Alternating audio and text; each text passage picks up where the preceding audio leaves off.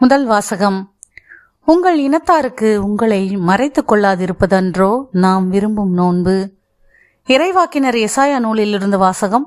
அதிகாரம் 58, இறை திருவசனங்கள் 1 முதல் 9 முடிய. இறைவனாகிய ஆண்டவர் கூறுகிறார், பேரொளி எழுப்பி கூப்பிடு, நிறுத்திவிடாதே. எக்காலம் முழங்குவது போல் உன் குரலை உயர்த்து.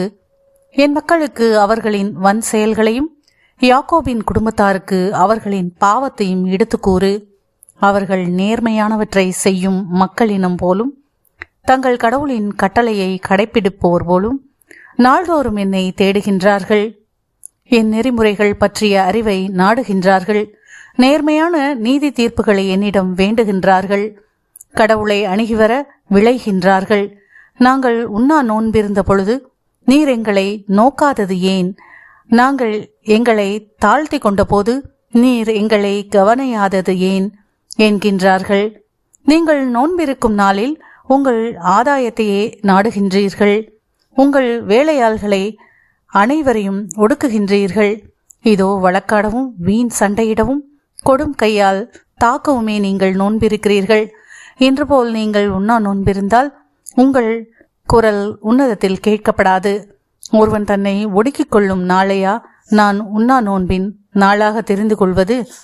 ஒருவன் நாணலைப் போல தன் தலையை தாழ்த்தி சாக்கு உடையையும் சாம்பலையும் அணிந்து கொள்வதா எனக்கு ஏற்ற நோன்பு? இதையா நான் நோன்பு என்றும் ஆண்டவருக்கு உகந்த நாள் என்றும் அழைக்கின்றீர்கள்? கொடுமை தலைகளை அவிழ்ப்பதும் நுகத்தின் பிணையல்களை அறுப்பதும் ஒடுக்கப்பட்டோரை விடுதலை செய்து அனுப்புவதும் எவ்வகை நுகத்தையும் உடைப்பதுமன்றோ நாம் தேர்ந்து கொள்ளும் நோன்பு?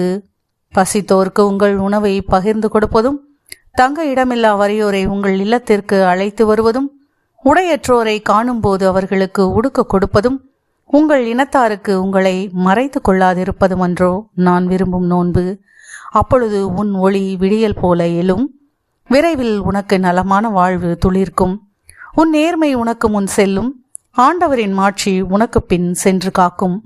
அப்போது நீ ஆண்டவரை மன்றாடுவாய், அவர் உனக்கு பதிலளிப்பார். நீ கூக்குரலிடுவாய், அவர் இதோ நான் என மறுமொழி தருவார். ஆண்டவரின் அருள்வாக்கு. இறைவனுக்கு நன்றி. பதிலுரை பாடல். திருப்பாடல் 51, பல்லவி. நொறுங்கிய உள்ளத்தை இறைவா நீர் அவமதிப்பதில்லை. நொறுங்கிய உள்ளத்தை இறைவா நீர் அவமதிப்பதில்லை. கடவுளே உமது பேரன்பிற்கேற்ப எனக்கு இரங்கும். உமது அளவற்ற இரக்கத்திற்கேற்ப என் குற்றங்களை துடைத்தருளும். என் தீவினை முற்றிலும் நீங்கும்படி என்னை கழுவி அருளும். என் பாவம் அற்று போகும்படி என்னை தூய்மைப்படுத்தி அருளும். நொறுங்கிய உள்ளத்தை இறைவா நீர் அவமதிப்பதில்லை. ஏனெனில் என் குற்றங்களை நான் உணர்கின்றேன்.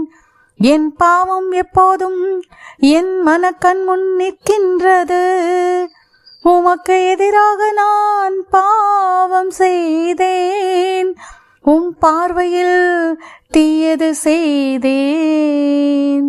நொறுங்கிய உள்ளத்தை இறைவா நீர் அவமதிப்பதில்லை. ஏனெனில் பலியினால் உம்மை மகிழ்விக்க முடியாது. நான் இரு பலி செலுத்தினாலும் நீர் அதில் நாட்டம் கொள்வதில்லை. கடவுளுக்கேற்ற பலி நொறுங்கிய நெஞ்சமே. கடவுளே, நொறுங்கிய குற்றம் உணர்ந்த உள்ளத்தை நீர் அவமதிப்பதில்லை. நொறுங்கிய உள்ளத்தை இறைவா நீர் அவமதிப்பதில்லை. நற்செய்தி வாசகம்.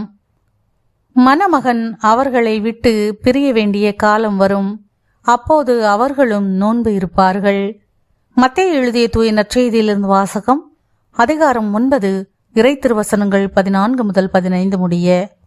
அக்காலத்தில் யோவானின் சீடர் இயேசுவிடம் வந்து, நாங்களும் பரிசேயரும் அதிகமாக நோன்பு இருக்க உம்முடைய சீடர்கள் ஏன் நோன்பு இருப்பதில்லை என்றனர். அதற்கு இயேசு அவர்களை நோக்கி, மணமகன் தங்களோடு இருக்கும் வரை மன விருந்தினர்கள் துக்கம் கொண்டாட முடியுமா? மணமகன் அவர்களை விட்டு பிரிய வேண்டிய காலம் வரும், அப்போது அவர்களும் நோன்பு இருப்பார்கள். ஆண்டவரின் அருள்வாக்கு. கிறிஸ்துவே உமக்கு புகழ்.